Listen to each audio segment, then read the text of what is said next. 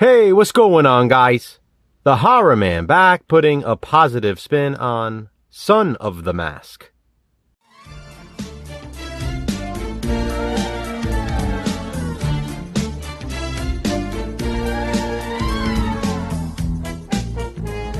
Earlier this week, for our positive spin-off series, Controversial View, Jason and I covered The Mask, starring Jim Carrey. And now that it's time for an actual positive spin, it's time to discuss the sequel. Son of the Mask is a 2005 film, and many consider it to be one of the worst movies ever made. It currently has a 2.2 out of 10 rating on IMDb, making it one of the lowest rated movies we've ever given a positive spin. This is one that has been on our list for a while.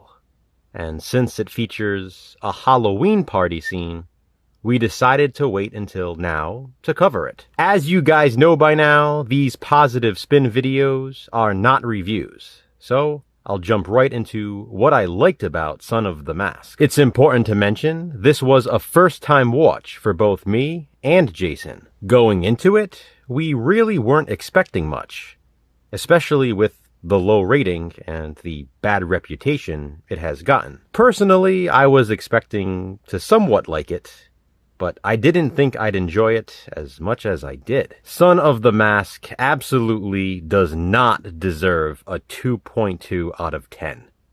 That's nuts. There's no sense in arguing though. Jason and I end up sounding like broken records in these videos. So, as for my positives, here we go. I love the opening shot of Edge City. That's the same city where the first movie took place. I also like the cast in the sequel. We have Jamie Kennedy as Tim Avery, Traylor Howard as his wife Tanya Avery, Alan Cumming as Loki, Cal Penn has a role, and I love that Ben Stein reprises his role from the first film. The museum in the opening scene is awesome. That's a big positive. We get a more descriptive explanation of the mask and Loki. We got a bit of that in The Mask, but we get more of the backstory in Son of the Mask. And then, of course, we actually get Loki as a character in this. He looks really cool, too, when he's green. He reminds me of a villain in a bizarro martial arts film. Loki's father, the god Odin, is also a character in the sequel, and Thor is even mentioned as well. I like how the film then moves to Fringe City. I love the look of Tim and Tanya's house, both the outside and inside. There are some genuinely funny moments throughout the movie, so that's another positive. I love the stylized comic quality of the whole thing. It looks a lot like a live-action cartoon, much like the first film. This sequel, like that one, was shot really well. I love that Tim's dog's name is Otis in Son of the Mask, since Stanley's dog's name was Milo in The Mask. Milo and Otis. I also like that the dogs sort of play similar roles. They are both treated like characters in their respective entries. Animagine, where Tim works, is a clever name, and it looks awesome inside. The Halloween party is a huge positive, and the reason Jason and I wanted to give this one a positive spin in October. I like the look of the mask on Jamie Kennedy's character, with the plastic hair, in contrast to the bald look of Jim Carrey's character in The Mask. I found it impressive that the filmmakers were aware of the situation. They knew they couldn't emulate what Jim Carrey brought to the role in The Mask, so they didn't even try with Jamie Kennedy in the sequel.